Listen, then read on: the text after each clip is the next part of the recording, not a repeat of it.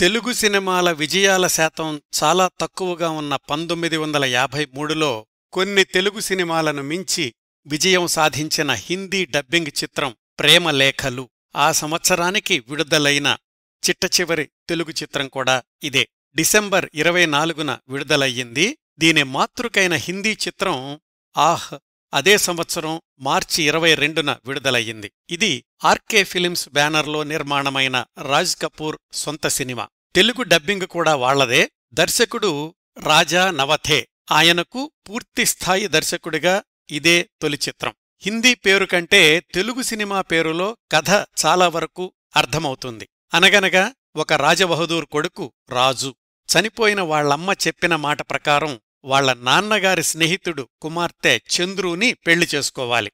ఒక ఆనకట్ట నిర్మాణంలో కాంట్రాక్టు చూసుకుంటున్న రాజు చంద్రుకి ఉత్తరం రాస్తాడు. ఉత్తరాలు రాయడానికి ఇష్టం లేని చంద్రు బదులు చెల్లెలు నీలు సమాధానమిస్తుంది అక్క పేరుతో. ఆ ఉత్తరాలు క్రమంగా ప్రేమలేఖలుగా మారి ఇద్దరూ పెళ్లి చేసుకుందామనుకుంటారు.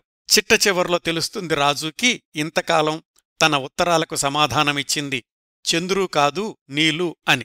ఈలోగా రాజుకి క్షయవ్యాధి అని తెలుస్తుంది. అక్కడ్నుంచి సినిమా ఎలా సుఖాంతమవుతుంది అనేది మిగతా కథ.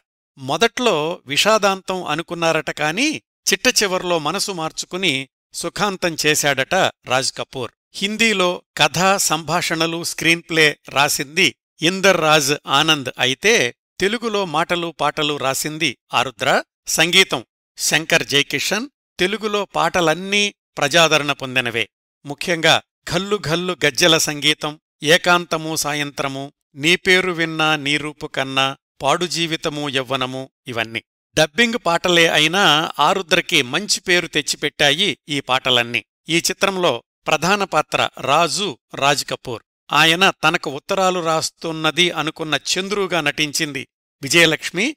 నిజంగా ఉత్తరాలు రాసిన నీలు నర్గీస్. ఇంకా కొన్ని ఇతర పాత్రల్లో ప్రాణ్, లీలా మిశ్రా, రషీద్ ఖాన్ మొదలైనవారు నటించారు. ఈ చిత్రం హిందీ కంటే తెలుగులో ఘన విజయం సాధించింది.